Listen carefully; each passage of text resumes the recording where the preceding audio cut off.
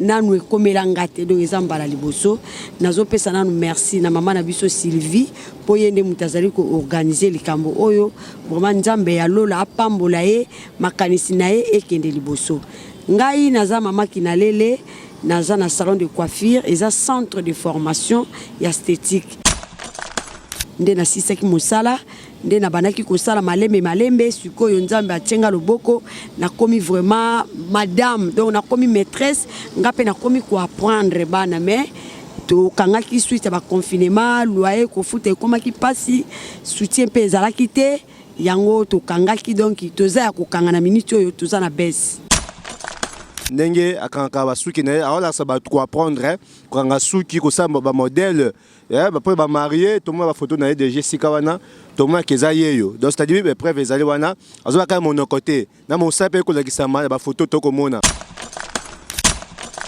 bisenga na mandicité mama tukolo ba mandicité alors bango na souffrance souci ma Sylvie angwana nde yango za posa partenaire ba sunga ye nyo to ko sala oyo to ko sango na makasi ye moko personnel ma Sylvie donc mo to sala mission butu na awa Kinshasa na je belon tala na stade de Marty parce que to ko mission mama awa Sylvie aka Sylvie na natonya wana posa bolingo Bamelike balobinga no to betatu na planète Vénus Mars CP Jupiter Ousmane bama baba tata bama bande ko bana mikolo pe baleki boy baketo wana site ya sika to wana site na biso ya sika na kombo ya Sylvie Mode TV officiel bobuka na te boya ebele ngaja na sina s'abonner boya ebele bobuka na te to sengi bato ba s'abonner ya mingi.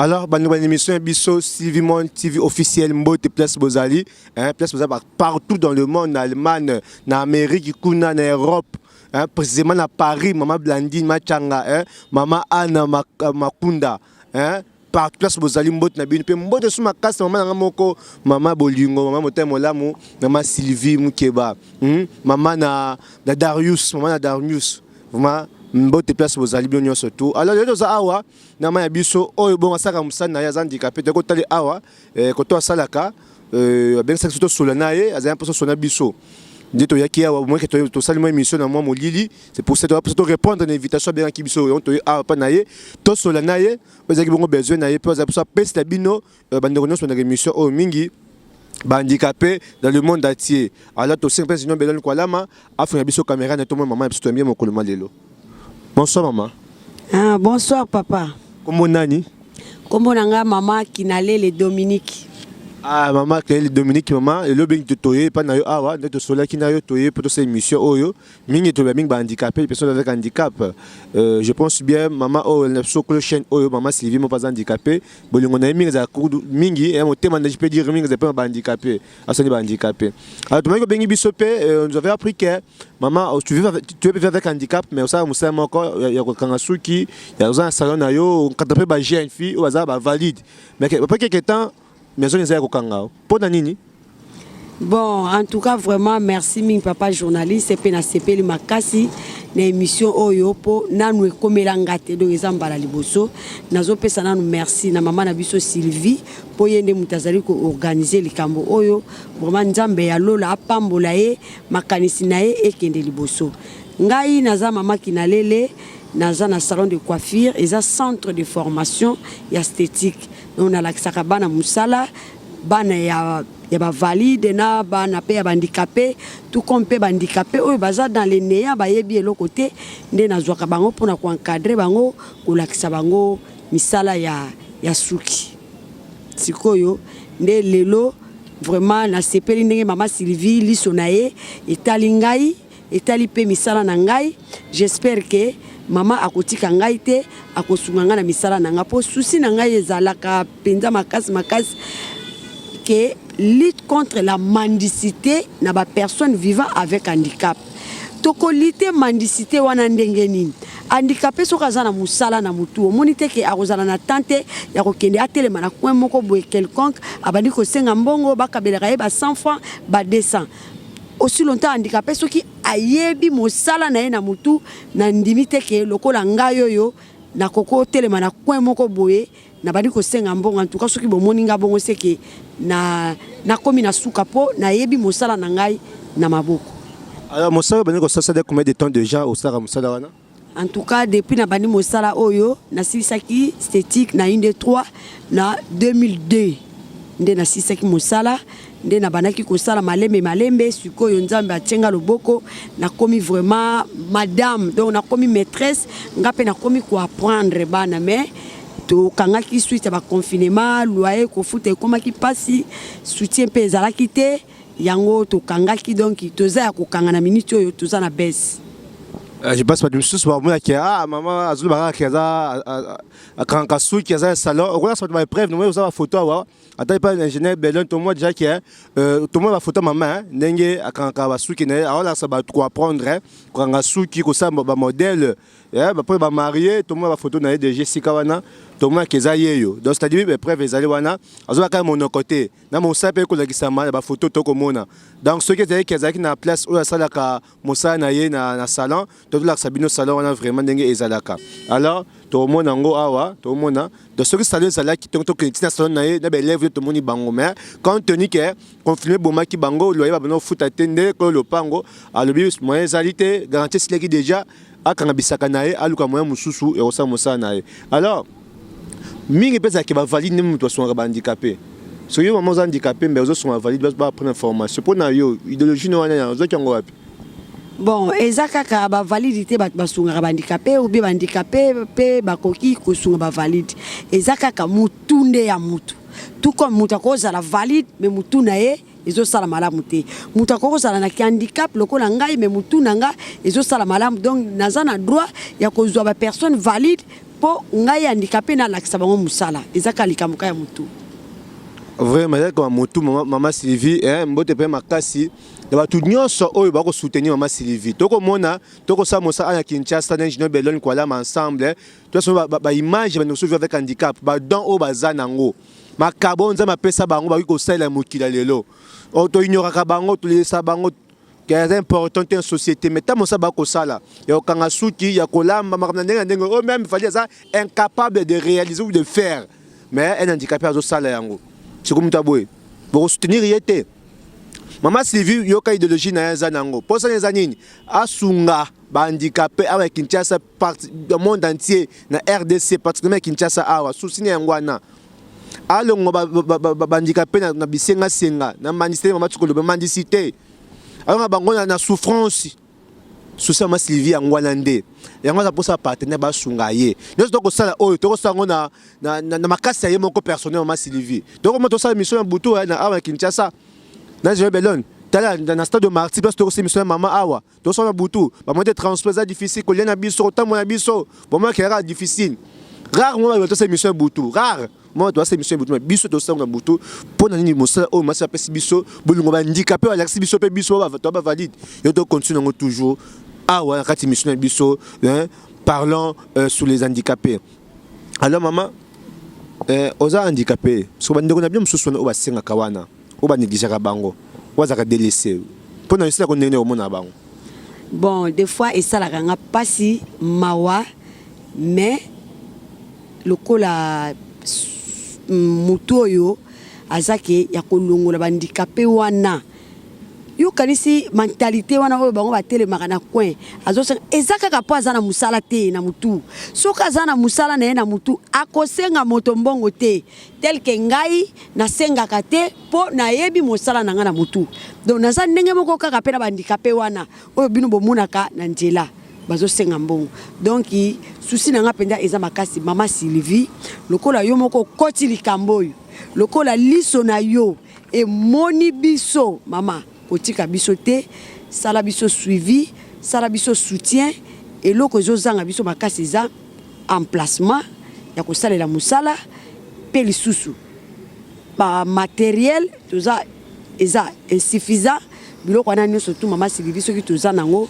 yo moko okozala décider okosepela pe okobanda kolandelaka musala yango de temps en temps donc ekosala yo esengo makasi mpona vie ya bapersone vivant avec handicap bakokoma lokola yo pe bakokoma na likanisi na yo ndenge yo olingi bahandicapé nyonso tu ya monde entier bazala ndenge bakozala suite soki bayekoli misala na bango toza kaka ngai naza na makambo ya suki mais toza pe na bandicapé baza makasi na kotonga donc ekozala pe bien bosala pe émission na bacouturière wana ya bandicapé comme ça tant mama Sylvie lisu na ye kotala olie etalaka salon ya pamba ale etali lisusu na couture ozomona comme ça maman akoki koyede biso to kombinango na couture na salon de coiffure to sali batelier to bandi ko apprendre ba personne vivant avec handicap oyo baza dans les néants yo moko maman ko mona mendicité ekosila na Congo donc ozana yo na gouvernement te mais tant yo kosili sa mendicité ba personne vivant avec handicap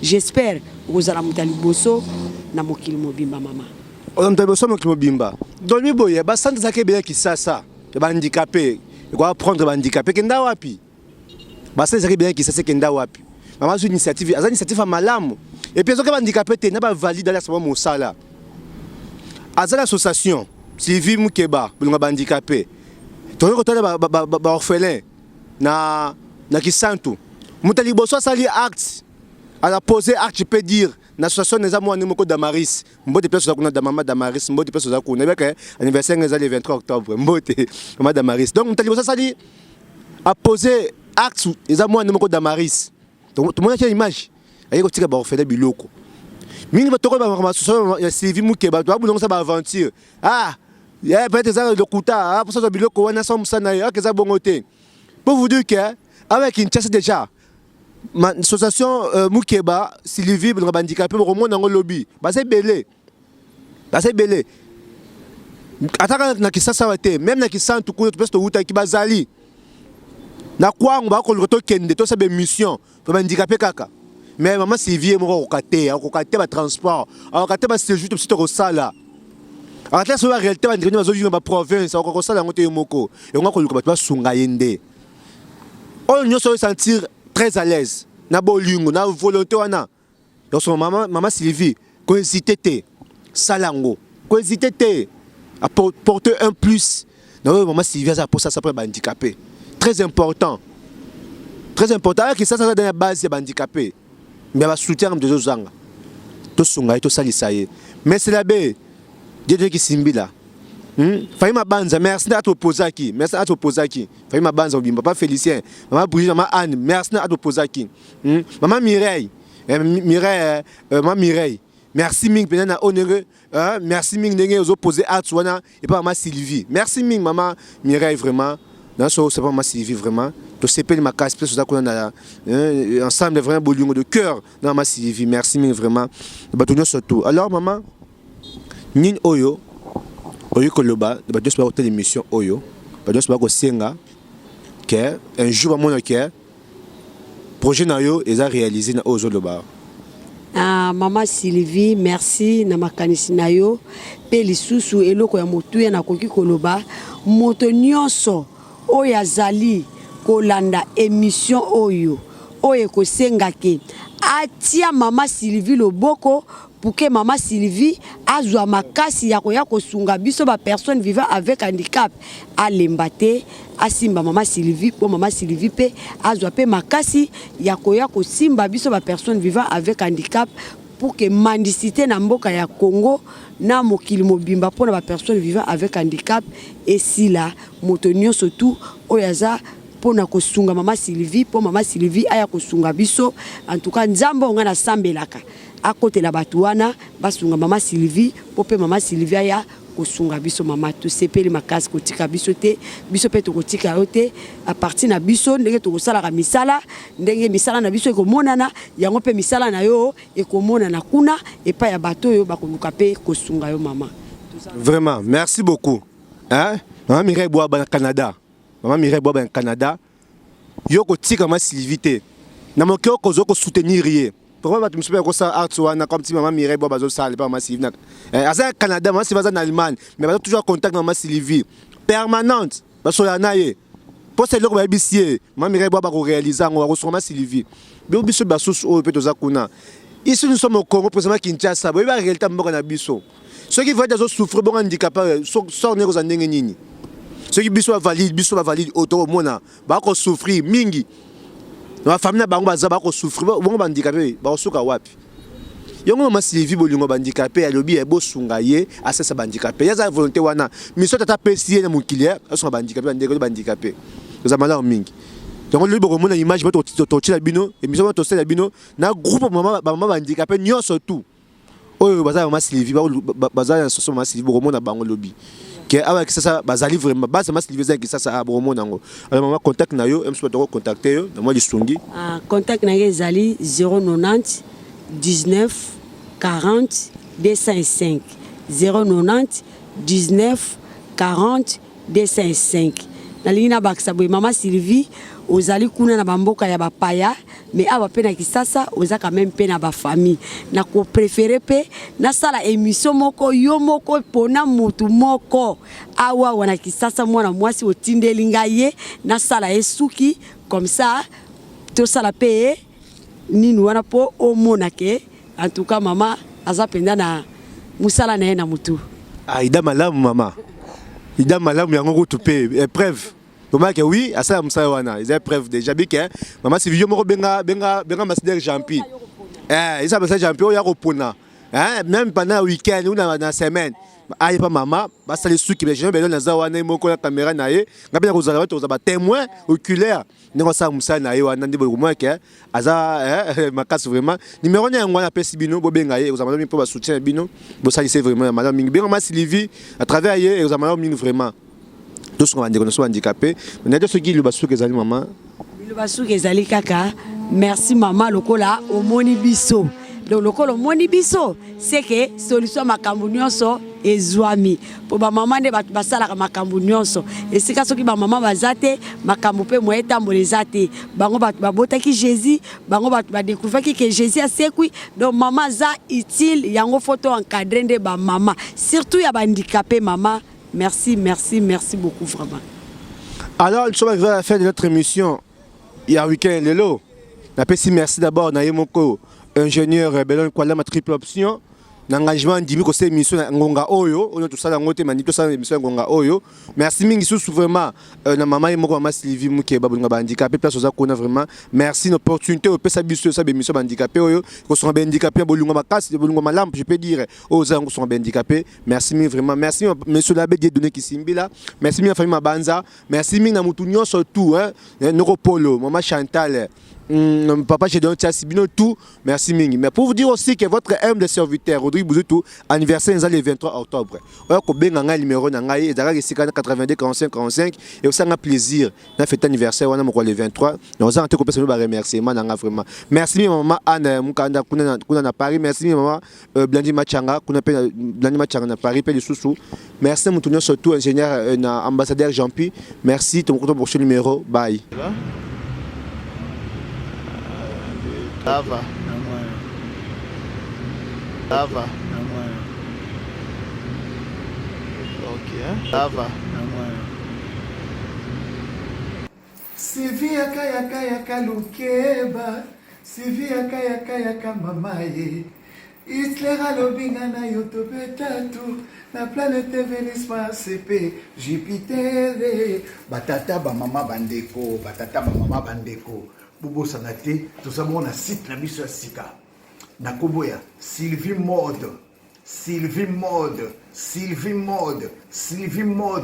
TV officiel. Bo s'abonner ebele pour nga na koti déjà. Ngai déjà na koti na Sylvie Mode. Bo s'abonner ebele. Na katia Sylvie Mode TV. Bolandanga bien. Sylvie Mode TV. Ba oyo basana bosui. Ba oyo basana motema. Ba oyo balingaka bato oyo balingi des personnes vivant avec handicap mais TV na bango yango yo TV na bango yango yo chez Sylvie Mode TV